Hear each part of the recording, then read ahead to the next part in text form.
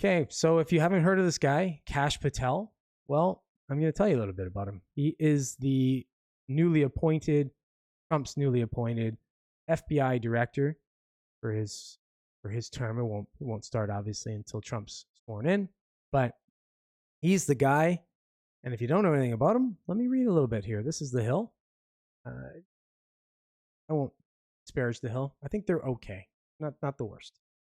5 things to know about Kash Patel.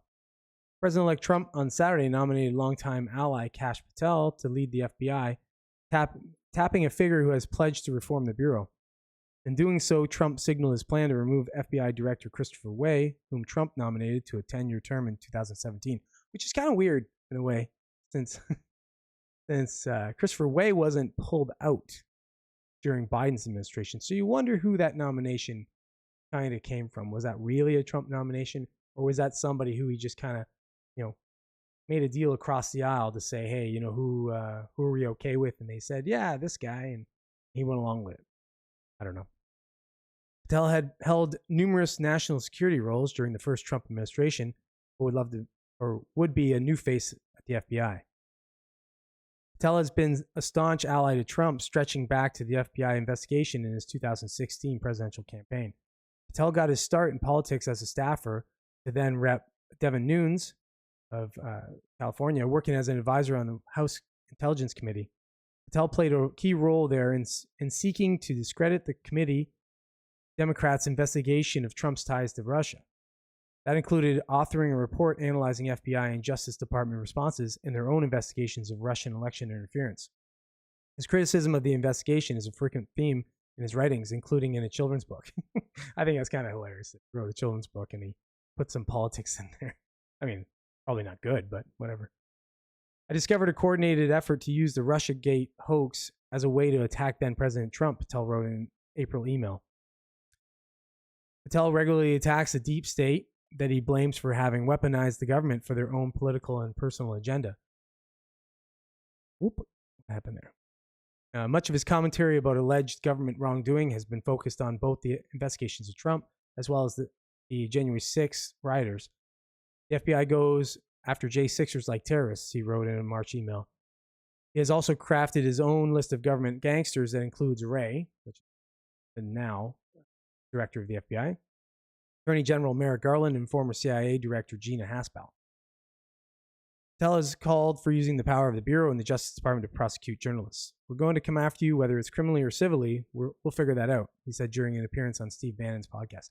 Okay, so I mean, that's a little bit ominous to say that he's going to come after them. And he's kind of looking like he's going to weaponize the FBI a little bit.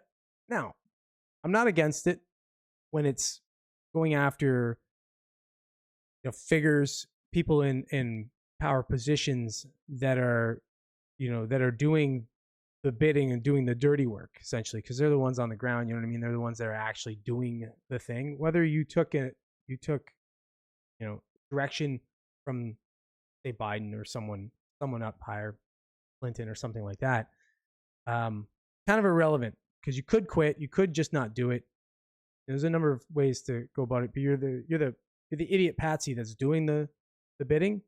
I think let them take the fall. You want to do that, make it known that if you do that, then you're gonna face the full wrath of the law. So he's called for major FBI reforms. Patel has called for major shifts at the FBI starting on his first day as director. I'd shut down the FBI Hoover building on day 1 and reopen it the next day as a museum of the deep state. What? And I'd take the 7,000 employees that work in that building and send them across America to chase down criminals. Go be cops, Patel said. Patel, through his eponymous foundation, that means, to be honest, has elevated several whistleblowers to have made claims of wrongdoing by the FBI. I'm on a mission to root out all government gangsters from positions within our bureaus, he wrote on a July email. So it looks like this guy is really he's looking like he's really going to go after some big change with the FBI. I'm not going to read anymore. This keeps going on. Actually, I will read this last thing about him being an author. So he's written several books, including one titled Government Gangsters.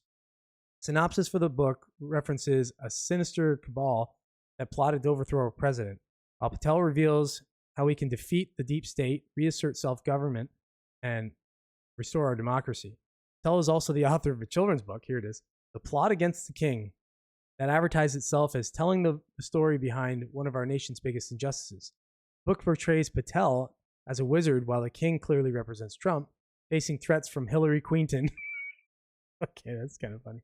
Others such as Nunes and Schiff make appearances, so, you know. All right, well, you know what? Hey, listen. He's, seems a little bit, a little out there. I don't know. I don't know if he's going to do everything he said he's going to do. We'll see. That'd be kind of crazy if he closed down the Hoover building. But either way, a little shakeup that could work. Could be good for the quote unquote deep state and the corrupt FBI, because it seems that they've been corrupt for a while. It'd be nice to clean them up in a way that people can actually have some confidence in that organization again, instead of it just being one of these 3-letter organizations that seem to have swayed